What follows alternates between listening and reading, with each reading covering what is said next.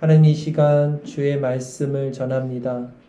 전하는 자 듣는 자 주의 말씀을 들을 수 있는 귀를 주시고 주님이 친히 말씀하실 때 우리로 듣게 하여 주시옵소서. 들리는 말씀이 우리 심령에 살리는 말씀 되게 하소서. 우리 주 예수 그리스도의 이름으로 기도드립니다. 아멘. 자, 반갑습니다. 좋은 아침입니다. 꽉 찼네요. 불편하지 않으세요? 자리 괜찮죠? 카타콤에서도 예배 드렸는데요. 우리 예전에 예배 드린 데는 더 춥고 더 더웠음에도 예배 드렸는데 너무 감사합니다. 자, 얼굴이 밝고 정말 화창한 날씨만큼 기쁜 날입니다. 또 오늘 소중하신 분들이 또 많이 오셨어요. 정말 귀합니다. 새 생명 가운데 예배 드림에 정말 기쁨이 드립니다. 자, 오늘 말씀을 전하도록 하겠습니다. 오늘 본문, 우리가 읽었던 본문은요, 예수님과 사마리아 여자의 대화 내용입니다.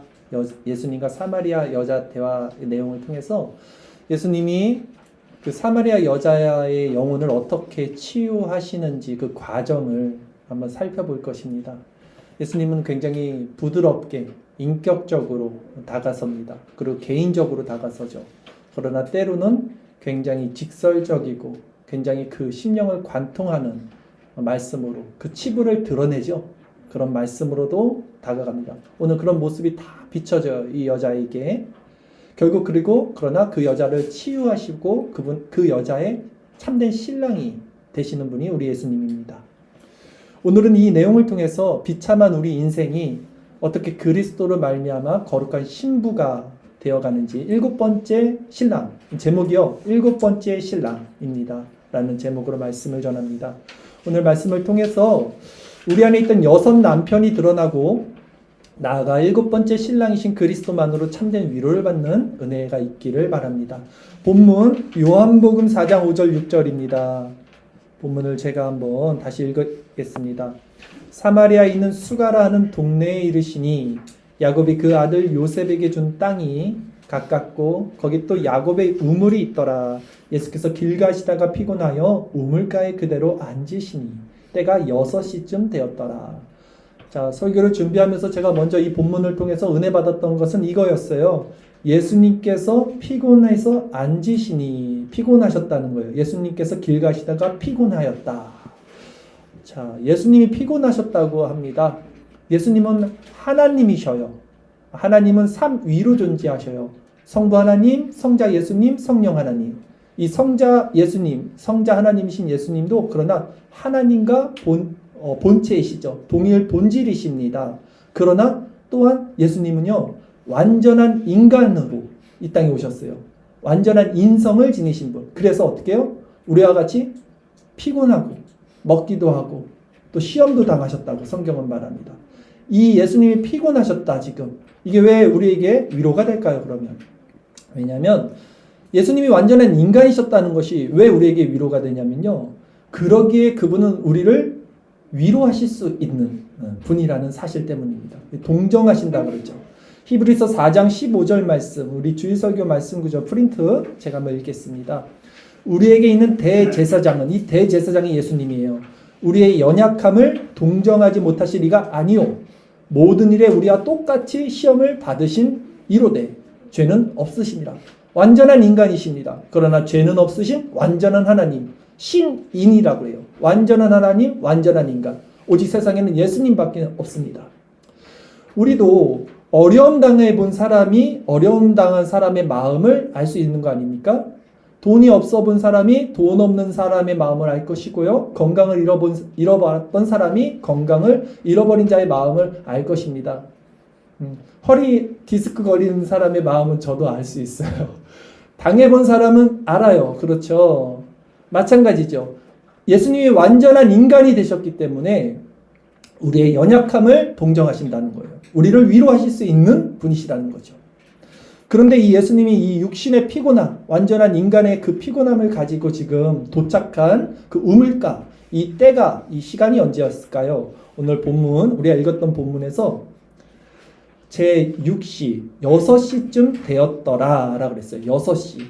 자, 이 6시는 언제냐면 유대 시간이 다르고 또 로마 시간이 다릅니다. 이게 우리나라 6시는 아니겠죠.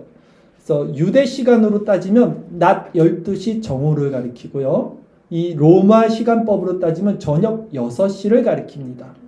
신학자들마다 이 예수님이 우물가에 도착한 이 6시가 언젠지에 대한 견해가 다르지만 저는 예수님께서 이 사마리아 여자를 만난 이 우물가 도착한 시간을 낮 12시 정오라고 생각을 합니다. 그 견해를 저는 따라요. 왜냐하면 이 로마 시간법을 대입해서 이게 오후 6시에 지금 예수님이 이 자리에 도착했다라고 하면요. 오후 6시는 물을 기르러 오는 시간이에요. 그렇죠? 저녁 시간이잖아요. 근데 지금 이곳에는 사마리아 여자 외에는 아무도 없었어요. 물을 기르러 온 사람이 없었죠. 즉 사마리아 여자는 다른 사람들이 오지 않는 뜨거운 정오에 우물가로 나온 것이고 그랬기에 예수님과 오랜 시간 방해받지 않고 대화를 할 수 있다는 것이죠. 그래서 저는 이 시간을 유대법 낮 12시에 지금 예수님께서 우물가로 가셨다. 가장 더울 때. 그래서 피곤하신 거죠. 더 중요한 사실은 뭐냐면 예수님께서 이 때를 이미 알고 계셨어요. 그리고 준비하셨다는 거죠. 피곤한 몸을 이끌고 일부러 그 자리를 가신 거예요. 그 여자를 만나기 위함이죠. 본문으로 다시 돌아가서 요한복음 4장 7절에서 9절까지 말씀을 제가 한번 읽겠습니다. 사마리아 여자 한 사람이 물을 기르러 왔음에 예수께서 물을 좀 달라 하시니 이는 제자들이 먹을 것을 사러 그 동네에 들어갔음이러라. 사마리아 여자가 이르되 당신은 유대인으로서 어찌하여 사마리아 여자인 나에게 물을 달라 하나이까 하니 이는 유대인이 사마리아인과 상종하지 아니함이러라 그랬어요. 당시 유대 랍비 문서에 이런 글이 있습니다. 유대인들은 사마리아인의 빵을 먹고 포도주를 마시는 것을 금지한다. 유대인들은 사마리아 음식을 먹지 않습니다. 또 유대인은 어떤 사람이든 사마리아인들을 자기 집에 받아들이지 않는다. 만약 사마리아인을 자기 집에 유대인들이 받아들이면 그 유대인들의 자녀들이 잡혀가게 될 것이다. 유대 랍비 문서에 있답니다. 또 유대인들 중 사마리아인의 그 빵을 먹는 자는 돼지고기를 먹는 것이나 마찬가지로 취급한다. 이 돼지고기는 부정한 음식이라고 율법에 못 먹게 하거든요. 즉 이렇게 유대인들은 사마리아인들과 굉장히 사이가 안 좋았습니다. 유대인과 사마리아는 사실 같은 민족이에요. 같은 민족인데 이 사마리아는 이방인들의 피가 섞인 민족이기 때문에 이 유대인들이 싫어했던 거예요. 같은 동족이었지만 싫어했던 거예요.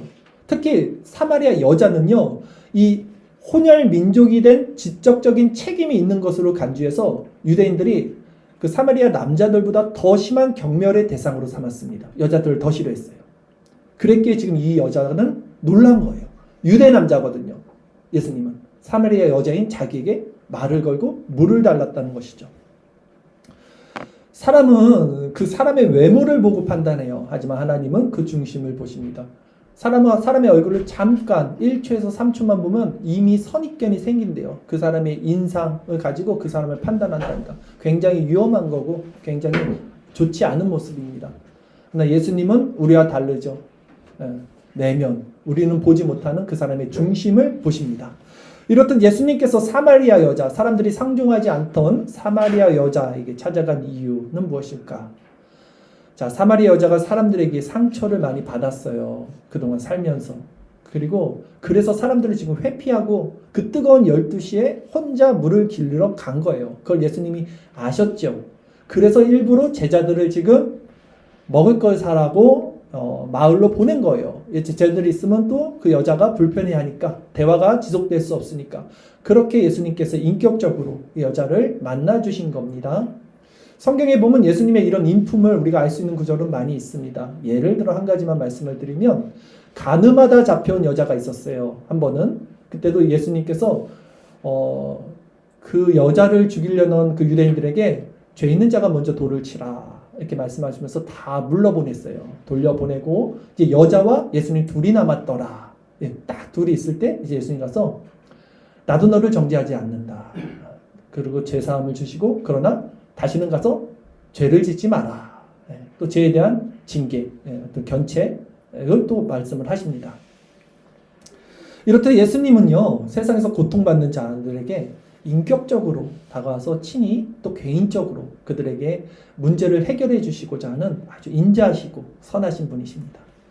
그러나 지금 이 사마리아 여자는요, 이 예수님이 그리스도인지를 몰랐죠.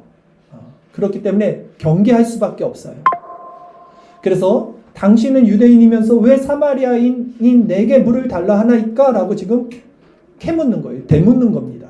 그 질문에 대해서 예수님이 이제 다시 이렇게 답해 주십니다. 본문 요한복음 4장 10절 말씀입니다. 예수께서 대답하여 이르시되 내가 만일 하나님의 선물과 또 내게 물 좀 달라 하는 이가 누구인 줄 알았더라면 내가 그에게 구하여 쓸 것이요 그가 생수를 내게 주었으리라. 이렇게 예수님 말씀하셨어요.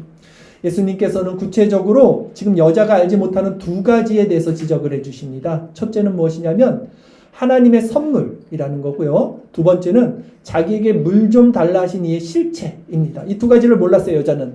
먼저 선물.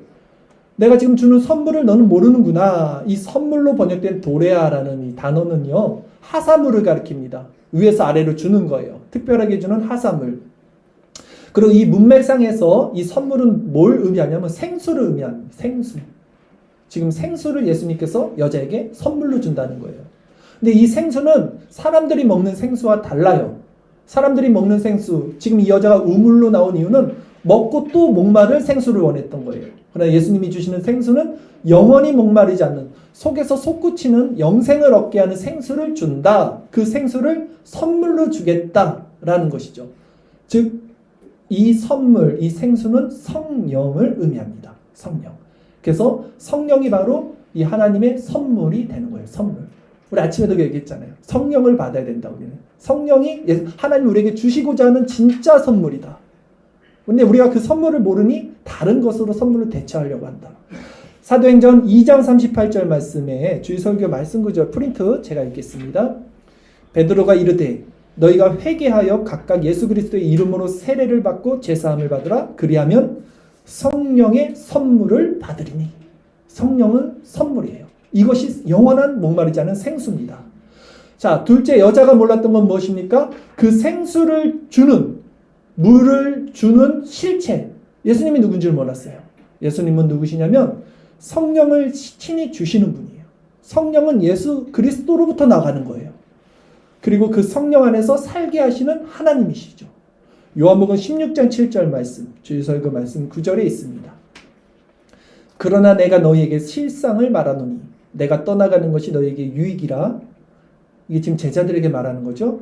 내가 떠나가지 아니하면 보혜사가 너에게 오시지 아니할 것이요. 이 보혜사가 성령입니다. 가면 내가 그를 너희에게로 보내리니. 예수님은 성령을 보내셨 분이죠. 즉 지금 이 여자가 모르는 건 무엇입니까? 생수, 그 선물이 뭔지를 몰랐어요. 성령이 뭔지를 몰랐고 또 예수님이 누군지, 성령을 주시는 그 예수님을 몰라봤습니다. 그래서 여자는 계속해서 딴소리를 해요. 지금 예수님한테 무슨 말을 하고 있을까요? 본문 요한복음 4장 11절 12절 말씀입니다. 여자가 이르되 주여 물기를 그릇도 없고 이 우물은 깊은데 어디서 당신이 그 생수를 얻겠사옵나이까? 우리 조상 야곱이 이 우물을 우리에게 주셨고 또 여기서 자기와 자기 아들들과 짐승이 다 마셨는데 당신이 야곱보다 더 크니까. 여자는 지금 이 생수를 어떻게 이해하고 있어요? 세상적 생수로만 이해하고 있어요. 아직도. 그렇죠. 그리고 야곱을 지금 대비해서 예수님께 말을 합니다. 야곱을 말해요. 왜 야곱을 말하냐면 사마리아 사람들은요, 야곱을 자신들의 조상으로 믿었어요. 조상이 맞죠. 원래 한 민족이니까 사마리아 유대가. 그러니까 매우 자랑스럽게 여겼어요. 야곱을. 그러니까 이 여자는 이거죠. 지금 예수님 당신이 누군지는 모르겠지만 결코 우리 조상 야곱보다 위대할 수는 없습니다. 라고 말하는 거예요. 지금. 그때 예수님께서 이렇게 말씀을 또 하십니다. 요한복음 4장 13절 14절 말씀입니다. 예수께서 대답하여 이르시되 이 물을 마시는 자마다 다시 목마르거니와 내가 주는 물을 마시는 자는 영원히 목마르지 아니하리니 내가 주는 물은 그 속에서 영생하도록 솟아나는 샘물이 되리라. 이제 조금 더 본질적으로 말을 하고 있습니다. 야곱이 주는 물은, 이 우물은 금방 메마를 거야. 하지만 내가 주는 영생은 영원히 목마르지 않는 것이다. 예수님이 주는 물은 그 속에서 마음에서 영생하는 샘물이 된다. 이렇게 말했어요. 그러니까 여자가 또 물어요. 아직도 여자가 지금 몰라요. 뭔지를.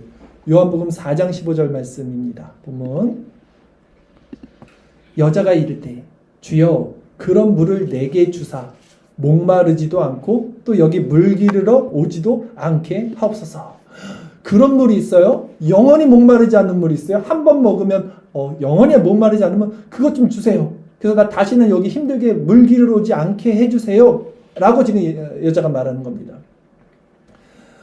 예수님 지금 뭘 얘기하고 있어요? 영적인 성령에 대해서 말하고 있었죠. 여자는 지금 육적인 샘물에 대해서 계속 말하고 있어요. 매치가 안 되고 있습니다. 그래서 자신의 현실적 문제, 지금 여자는 이 세상적이고 물질적인 이 문제 해결만을 지금 예수님께 요청을 하고 있습니다. 이 여자의 모습이 지금 우리들의 모습과 너무 닮아 있지 않습니까? 예수님은 영원한 것을 말씀하시는데 우리는 이 현세적인 것, 이 세상적인 것, 이 육체적인 것만을 추구하는 삶을 살아갑니다. 이제 이쯤 되자, 지금 예수님께서 이제 말이 안 돼요. 계속해서. 이제 이쯤 되자 예수님께서는 이 여자의 마음을 관통하는 말씀의 검으로 그 심령을 찔러요. 어쩔 수 없어요. 이제 수술을 해야 되겠죠. 찌릅니다. 요한복음 4장 16절 말씀이에요. 본문 어떻게 찌릅니까? 이르시되 가서 내 남편을 불러오라. 갑자기 뚱딴지같이 지금 이 말씀 대화의 맥락과는 좀 맞지 않고 동떨어진 얘기 같아요. 지금 샘물에 대해서 얘기하다가 갑자기 남편 얘기로 전향하는 예수님 말씀하시는 거예요. 그러나 예수님의 이 말씀은 바로 이 여자의 감춰졌던 가장 깊은 그 문제를 지금 드러내시는 말씀입니다. 예수님께서는 여자가 가장 숨기고 싶어 했던 자신의 가장 큰 상처, 가장 비참한 치부, 이거를 정면으로 드러낸 거예요, 지금. 너의 문제는 사실 그 샘물이 아니잖아. 정말 너 속에 있는 것은 그것이 아니다 라고 말씀하는 거예요. 말씀의 검이 그 사람의 마음을 드러낼 때 사람들은요 피합니다. 그리고 숨기고 애써 외면해요. 그 말씀을 듣지 않으려고 해요. 진리의 말씀을. 이 여자도 그랬어요. 여자가 어떻게 대답하나 보십시오. 요한복음 4장 17절 18절 오늘 보면 마지막 구절까지인데요. 제가 읽겠습니다. 여자가 대답하여 이르되 나는 남편이 없나이다. 예수께서 이르시되 네가 남편이 없다는 말이 옳도다. 너에게 남편 5이 있었고 지금 있는 자도 내 남편이 아니니 내 말은 참되도다. 여자가 어떻게 회피했습니까? 나 남편이 없습니다. 이 말은 무슨 뜻일까요? 나 남편 없으니까 더 이상 내 남편, 내 과거 얘기하지 말고 들춰내지 마세요 라는 말이에요. 남편 얘기하지 마세요. 나 남편 없어요. 이렇게 회피한 거예요. 그러나 예수님은요 그 마음에 감춰진 죄를 끝까지 추적해요. 멈추지 않습니다. 그리고 그 바닥을 드러내셔요. 그 여자의 바닥까지. 어떻게 말씀하셨습니까? 아까 우리가 읽었던 구절 보면 18절 예수께서 이르시되 내가 남편이 없다는 말이 옳도다. 그래 맞아. 넌 남편이 없다. 너에게 남편 5이 있었고 예수님은 다 아시잖아요. 5이 있었고 지금도 있어. 지금 있는 그 사람. 그 사람도 내 남편이 아니니 네 말이 맞다. 내 말이 참되도다 라고 말하는 거예요. 자, 유대사회는요 오늘날과 사회 구조가 다르겠죠. 그래서 이혼의 주도권이 남편에게만 있습니다. 남편에게만. 그러므로 이 여자는요 사실은 남편에게 이혼을 5번 당한 버림받은 존재였던 거예요. 버림받은 존재. 당시 할렐 학파, 이 학파가 있었는데 이 학파는 이 여자들에게 조그만 꼬투리라도 잡으면요 남편이 쉽게 이혼할 수 있는 길을 열어줬어요. 이혼 진서를 써줬단 말이에요. 예를 들어서 아내가 집에서 좀 웃긴 얘기인데 그릇을 깨트려도요 이혼 사유가 됐다고 합니다. 그러니까 남편이 저 여자랑 이제 이혼해볼까 하면 얼마든지 건덕지를 잡아낼 수 있었다는 거예요. 당시 사회가 그랬다는 거예요. 그러면 그렇게 되면 어떻게 됩니까? 여자는 평생 유대사회에서는요 과부로 손가락질 받으면서 살 수밖에 없는 운명이 또 되는 겁니다. 즉 본문에 나오는 이 사마리아 여자는요 남편에게 버림받은 상처 그리고 사람들로 하여금 손가락질 당한 상처 그러면서도 여전히 세상을 의지할 수밖에 없는. 왜냐하면 이때는 남편 없이는 살 수 없어요. 지금 사회는 달라요. 일을 할 수가 없어요. 과부는 빌어 먹고 살아야 돼요. 남편이 있어야 돼요. 그러니까 계속 남편을 또 구한 거예요. 어쩔 수 없이. 그렇게 다른 남편을 구애하는 자신의 비참함과 연약함에 대한 상처 이 모든 복합적인 마음으로 고립된 인생을 살고 있었던 거죠. 이 여자가. 근데 예수님께서는 그 여자의 그 비참한 내면을 정확하게 꿰뚫어 드러내시는 거예요, 지금. 왜 드러내셨을까요? 스스로 계속 감추려고 하니까, 여자가. 그것을 치유해 주시기 위해서. 그리고 자꾸 자신에게 필요한 것이 다른 것이라고 여자가 지금 착각하고 있어요. 여전히 세상 남편을 구하고 있고요. 여전히 세상 물을 구하고 있어요. 그거 아니잖아. 너가 정말 원했던 거 그거 아니잖아를 드러내시기 위해서 그 마음을 찌르신 거예요. 살아있는 하나님의 말씀은 이렇게 죄인들의 마음을 완전히 발가벗기고 무장해제시킵니다. 이제 여자는 자신이 진정 원하는 것이 사실 세상적 문제 해결이 아니라 자신의 가장 깊은 내면에 있는 그 존재적 죄의 문제라는 것을 예수님 앞에 고백할 수밖에 없게 된 거예요. 자신의 마음. 더 이상 예수님 앞에 자신의 마음을 감출 수 없이 모두 폭로가 됐죠. 지금 예수님 앞에. 누구에게도 보여주기 싫었던, 숨기고 살았던, 그래서 이 아무도 없는 곳에 혼자 나왔던, 더욱이 자기 스스로도 애써 외면하고 부인했던 그 마음의 문제가 예수님 앞에 전부 드러나게 된 것입니다. 이제 이 여자의 선택지는 하나예요. 계속해서 지금처럼 자신의 마음을 부정하고 다시 세상으로 돌아가서 세상 남편을 통해서 비참한 인생을 살거나 아니면 진정 예수님 앞에 자신의 모든 것을 내놓고 그분을 새로운 남편으로 맞아들여서 영원히 목마르지 않을 생수를 얻거나 여자에게는 이제 둘 중 하나의 선택지가 놓여진 것입니다. 여러분, 저와 여러분은요, 모두 세상이라는 이 남편을 의지하며 살아가는 사마리아 여자와 같은 존재예요. 세상이라는 5 남편, 지금 있는 그 남편까지 6 남편. 세상에서 배신당했죠. 상처받았죠. 버림받았습니다. 그러면서도 또 세상을 남편 삼는 자들이 우리예요. 이 사마리아 여자는 지금 저의 모습, 그리고 여러분의 모습입니다. 그녀는 지금까지 5명의 남편, 그리고 지금 만나는 총 사람까지 6명의 남편을 뒀어요. 6은요, 이 6이라는 숫자는 성경에서 인간의 숫자입니다. 그리고 불완전함을 상징하는 숫자예요. 인간은 불완전하죠. 즉 6명의 남편을 두었다는 것은 세상적 사랑의 한계를 보여주고 있는 거예요. 인간이 추구하는 그 한계치. 그러나 세상적 사랑에는 불완전하고 한계가 있다. 그래서 결국 나는 남편이 없나이다. 이 고백을 할 수밖에 없는 처지가 되는 거예요. 이 세상적 남편을 추구했던 사람들은 나는 남편이 없나이다. 그것이 세상을 사랑하는 세상과 짝한 우리들의 모습이기도 합니다. 그러나 이 여자 앞에 지금 세상과는 다른, 전혀 다른 완전한 남편이 다가왔습니다. 바로 7번째 남편, 예수 그리스도예요. 7은 성경에서 완전수를 또 상징합니다. 즉 그녀는 이제 완전한 남편 그리스도 앞에 서게 된 거예요. 이게 복음이죠. 여러분, 지금까지 여러분이 살아온 인생을 한번 돌아보십시오. 여러분은 6이라는 세상의 불완전한 남편을 곁에 두고 그동안 어떤 인생을 사셨습니까? 우리 역시 상처받기 싫어서, 배신당하기 싫어서, 버림받기 싫어서, 그래서 돈이라는 남편을 붙들었어요. 또 명예라는 남편, 인정이라는 남편, 지식이라는 남편, 사랑하는 연인이라는 남편, 가족이라는 남편, 즉 세상이라는 남편을 붙들고 살았던 자 아닙니까? 그러나 그 남편들이 우리에게 준 것이 무엇이었어요? 진정 그 남편들이 우리에게 준 것이 무엇이었습니까? 오히려 우리가 믿었던 그 남편으로 하여금 우리는 상처와 배신, 아픔과 고통만 받았을 뿐입니다.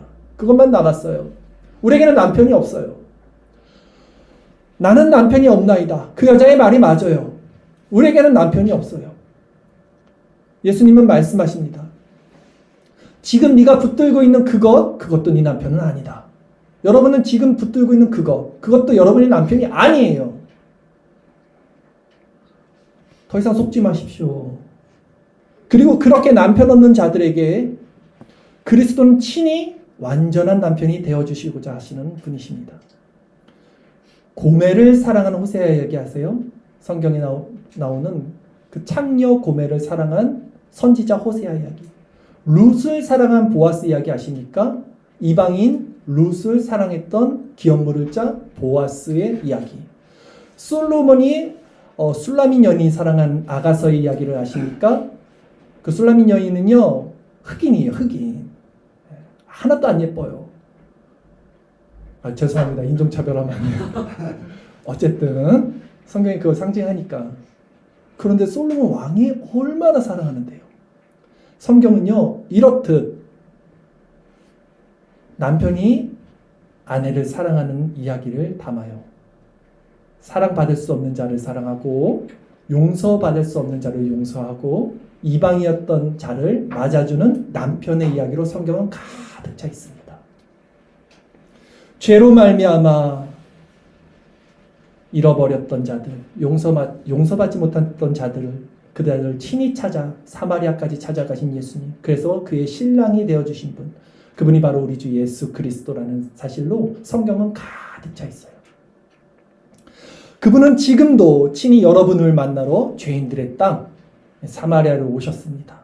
혼자 남겨진 여러분을 지금도 기다리고 계신지 몰라요. 여러분에게 영원히 목마르지 않는 생수를 주시고자 하신 것이죠.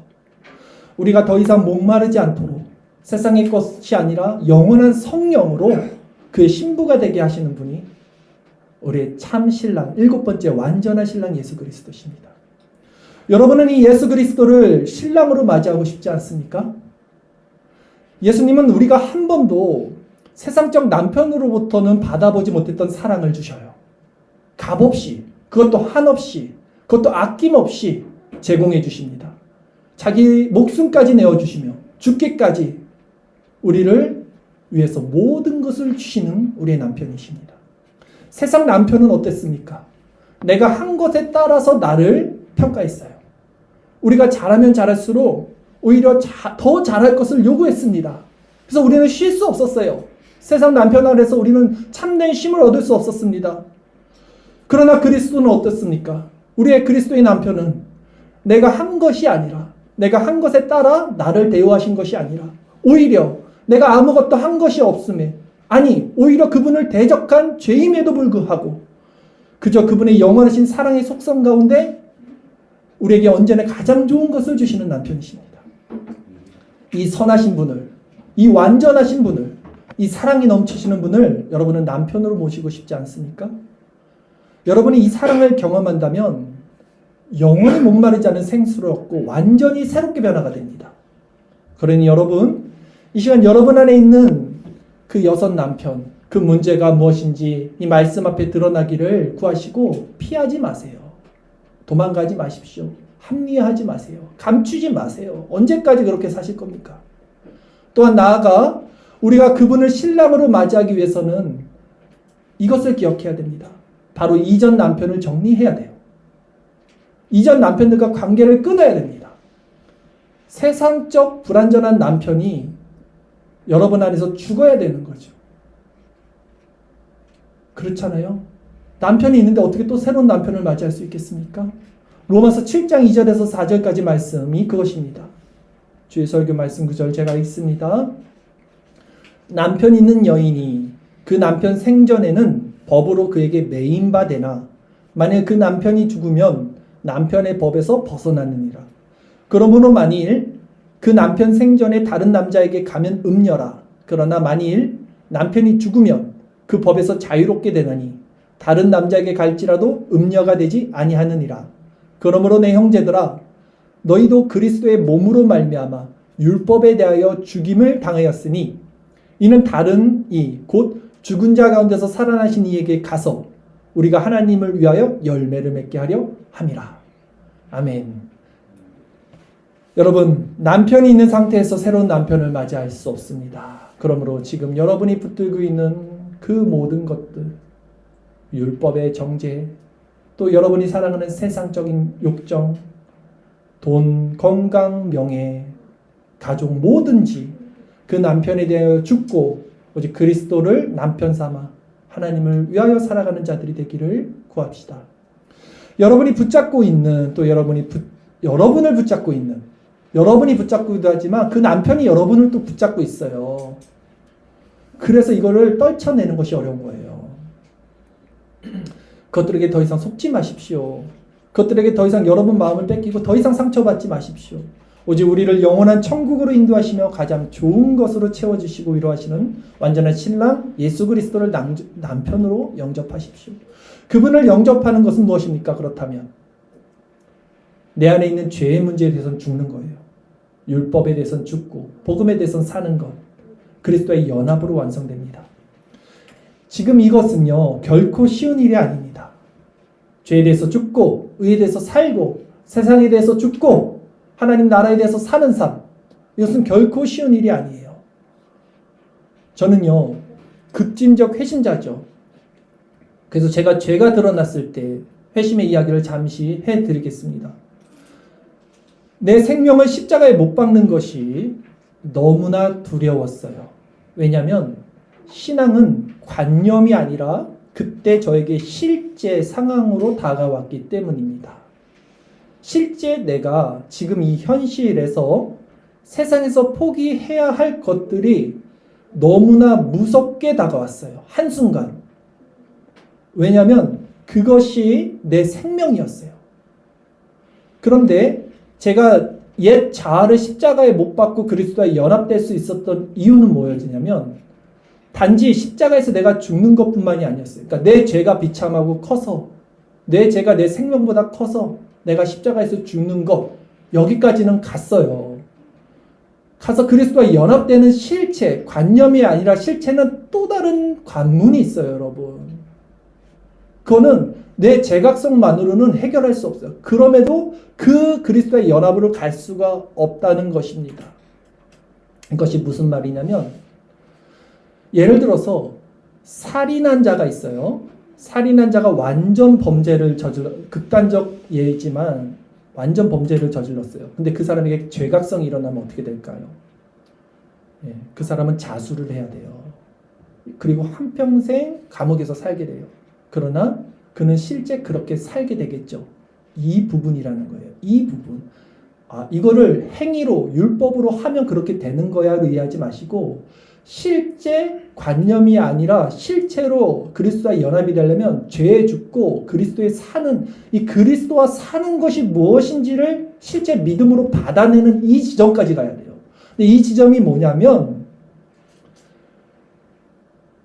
제가 옛 자아를 십자가에 못 박을 수 있었던 그 마지막 그 강을 넘어설 수 있었던 것은 십자가에서 내가 죽는 것뿐만이 아니라 그리스도 안에서 살아난다는 확신이 있었기 때문이에요. 제 안에. 그리스도 안에서 살아난다는 확신, 이게 있어야 돼요. 그게 아니면 관념이 결코 실체를 이기지 못합니다. 관념이 실체를 이기지 못해요. 여러분 실체가 되지 않아요. 복음이 여러분에게. 그러니 그리스도의 연합이 관념을 넘어 실체가 될 때는 이건 전혀 다른 또 다른 문제다. 이 존재적 생명과 죽음 사이에 여러분들 혹시 놓여본 적 있습니까? 죄의 세력은 우리 옛 자아와 너무 껌딱지같이 연결되어 있어요. 사실 그게 우리 자아고 우리 생명이거든요. 그래서 우리를 그리스도의 연합으로 가지 못하게 끝까지 붙들고 있습니다. 우리 옛 남편들은요 우리를 그렇게 쉽게 놓아주지 않아요. 죽음이 아니면 그들을 떠날 수 있는 길은 없어요. 그렇다면 이 마지막 죽음의 강을 누가 건너는가? 맞습니다. 자신의 죄가 드러나는 자. 그럼에도 그래서 그 죄가 자기 생명보다 크다는 사실을 아는 자들. 그들은 십자가로 달려가죠. 그러나 그것만으로 이 마지막 강을 건널 수 없다는 거예요. 철로 역정을 보십시오. 마지막 관문, 죽음의 강이 나와요. 크리스찬이 얼마나 용감했던 사람입니까? 그런데 그 크리스찬도 마지막 그 죽음의 실체 앞에서는 두려움을 느껴요. 그걸 건널 수 있는 것은 오직 부활의 믿음입니다. 그리스도와 연합된 실체적인 부활의 믿음이 있는 자만이 자신의 생명을 죽음으로 던질 수 있어요. 오직 그리스도의 생명을 보는 자들, 그분과 연합된 부활을 믿는 자들, 이게 회심이에요. 물론 이건 급진적 회심입니다. 그러나 점진적 회심 가운데 있는 분들도 본질은 같아요. 신앙의 본질은 항상 같습니다. 아브라함이 언제 그 믿음을 하나님께 인정받았습니까? 아들을 실제 죽이려고 한 그때였어요.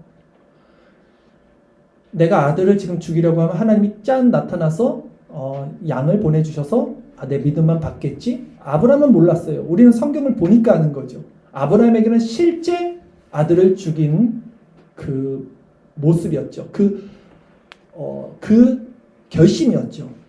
물론 하나님께서 그 믿음을 받으시고 선하신 하나님께서 이삭을 죽이지 않으셨죠. 양으로 대신하셨지만 당사자는 몰랐다는 거예요. 우리도 마찬가지입니다. 실제 자신의 옛자아를 십자가에 넘기는 것은 실제적 죽음을 의미해요. 진짜 목숨을 끊는다는 것이 아니라, 그러나 현실적으로 여러분들이 포기할 모든 것들을 포기해야 된다는 말이에요.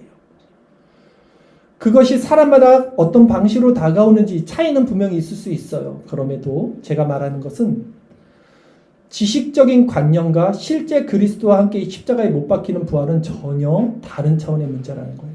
관념은 현실을 넘어서지 못합니다. 그래서 항상 배워요, 그들은. 그러나 끝내 진리의 지식에 이를 수 없는 자들이 있어요. 왜? 그들은 그리스도와 연합된 부활의 영광을 보지 못해요. 부활로 나가지 못합니다. 오직 자기 부정과 부활 신앙, 그래서 이것을 가진 자만이 믿음으로 현실을 넘어 그리스도와 연합되어 거듭나고 하나님의 백성이 되는 것입니다. 이 그리스도와 연합된 그분을 신랑으로 삼는 마음을 가진 자의 삶이 천국이죠. 영원히 목마르지 않은 생수, 여기서 우리는 그것을 얻게 됩니다. 그러나 여러분, 이 모든 것은 그리스도의 사랑이 우리를 그리로 인도해 나가는 거지, 우리 스스로 행할 수 있는 건 아무것도 없어요. 우리가 생명을 던지는 것, 그리스도의 부활을 믿음으로 받는 것, 모두가 성령이 하시는 일이고 하나님께서 우리를 그렇게 이끌어 가시는 거예요. 여기 내 어떤 공로나 내 의지나 내 모든 것은 없습니다. 오늘 저는 7번째 신랑이라는 제목으로 말씀을 전하고 있습니다. 오늘 말씀 앞에 여러분은 자신이 사마리아인이라는, 사마리아 여자라는 사실이 드러났습니까? 아니면 아직도 애써 자신의 마음 깊은 곳을 지금 숨기고 자신의 문제가 현실적인, 세상적인 것에 있다고, 나에게 이 현실적인 문제만 해결하면 좀 좋겠어, 이러고 있습니까? 아니면 여전히 그 5 남편을 버리지 못하고 그 5 남편에게서 받는 그런 것들을 가지고 그렇게 세상적으로 살고 있습니까? 여러분의 문제는 세상 속에 있지 않아요, 사실. 여러분 마음에 솔직하게 내면을 바라볼 수 있다면 여러분의 문제는 세상에 있지 않다는 걸 여러분도 깨달을 수 있을 것입니다. 세상적 남편으로는 절대 여러분 안에 있는 그 죄의 문제를 해결받을 수 없습니다. 사마리아 여자의 문제는 무엇이었습니까? 남편이 6이었어요. 그러나 그 누구도 그녀의 진짜 남편이 아니었다는 것이었죠. 때문에 그녀의 인생은 그 남편으로 상처를 받고 버림을 받고 외롭고 고된 삶이 됐을 뿐입니다. 예수님은 그 여자에게 친히 찾아가셔서 그 씻을 수 없는 상처를 영원한 생수로 씻어주셨고 다시 채워주시고 진정한 그녀의 7번째 완전한 남편이 되어주시는 분이십니다.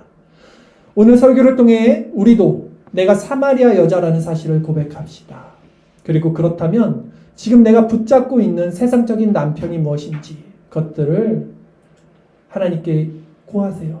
하나님, 내 마음을 찔러주세요. 내 심령을 들춰내주세요. 내가 사랑했던, 내가 감추고 있던 세상의 남편이 무엇인지, 그래서 그 남편들과 결별하게 해주세요. 끊어내주세요.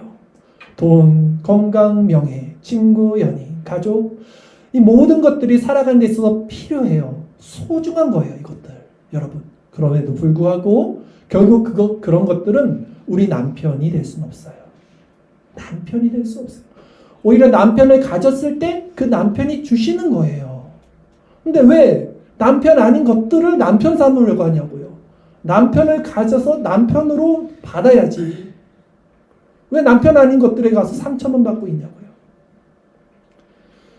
그것이 우리 남편이 되는 순간, 세상 6 남편이 우리 남편이 되는 순간 그들은 그 정체를 드러낼 것입니다. 그리고 우리를 더욱 옥죄할 거예요. 우리에게 자유를 주지 않아요. 쉼을 주지 않아요. 상처를 주고 우리를 버림받고 외롭게 만들고 고통 가운데 계속해서 빠지게 만들 것입니다. 인간의 것으로는 절대 이 영혼의 갈급함, 이 생수를 얻을 수 없어요. 누구도 그것을 채워줄 수 없습니다. 그러나 신랑 되신 우리 그리스도는, 그리스도가 우리의 신랑이 되신다면 우리는 더 이상 두려울 것이 없습니다. 외로울 것이 없습니다. 손가락질 당할 필요도 없습니다. 한낮에 더 이상 물을 기르러 갈 필요가 없습니다. 그리스도가 죄 많은 나를 값없이 자신의 신부로 삼아주셨다는 이 사실을 정말 우리가 믿음으로 받아들인다면, 그리고 그분의 성령이 우리 안에서 역사하시게 된다면 이제 하나님과 우리 사이를 막을 수 있는 건 아무것도 없기 때문이에요. 우리가 하나님 마음을 가지게 되는 거예요. 하나님의 마음을 가지면 어떻게 되는지 아세요? 하나님과 같이 되잖아요. 하나님의 성품을 담잖아요. 얼마나 우리의 삶이 변하겠습니까? 우리 신랑 되신 그리스도는 하나님과 우리 사이의 유일한 중보자가 되십니다. 그분은 하나님의 공의를 만족하신 하나님 자신이셨으며 우리 목자가 되시며 환난 중에 피할 우리의 바위가 되셨고 마귀의 공격으로부터 우리를 막아주시는 방패시며 어떤 성보다도 더욱 견고한 요새십니다. 그분은 우리의 승리의 깃발이시고요. 우리 진정한 왕이시며 무엇보다도 자신의 목숨까지 바쳐서 우리를 끝까지 사랑하신 완전한 우리의 7번째 신랑이십니다. 그러기에 이 시간 진정 그리스도를 남편으로 우리 신랑으로 맞이하기를 원하시는 여러분들 여러분 마음을 오직 그리스도 앞에 내어 드리십시오. 복종함으로 그분께 여러분 마음을 의탁하십시오. 이 말씀 가운데 여러분이 여전히 세상적 남편, 여섯 남편을 끊어내지 못한다면 결국 그리스도 역시 여러분의 7번째 남편, 완전한 남편은 될 수 없다는 사실을 기억하십시오. 그러니 여러분, 이 말씀을 받으면 여러분은 이제 신랑과 함께 살게 될 것이고요. 이 말씀을 받지 않으면 여전히 고통의 삶 가운데 살다가 영원한 지옥불로 결국 떨어질 수밖에 없는 운명이 될 것이라는 사실을 기억하십시오. 그리스도가 말씀을 통해 우리에게 찾아오신 이 시간, 신랑 되신 그리스도를 영접하십시오. 여러분의 가장 아픈 마음, 가장 부끄러운 마음, 치부, 여러분이 가장 사랑한 그 죄악, 그것을 찌르실 때 말씀 앞에 당당히 서서 여러분 마음을 들춰내시고 우리 완전한 사랑 그리스도를 맞이하는 거룩한 그의 신부가 되기를 주님의 이름으로 간절히 기원합니다. 기도드리겠습니다.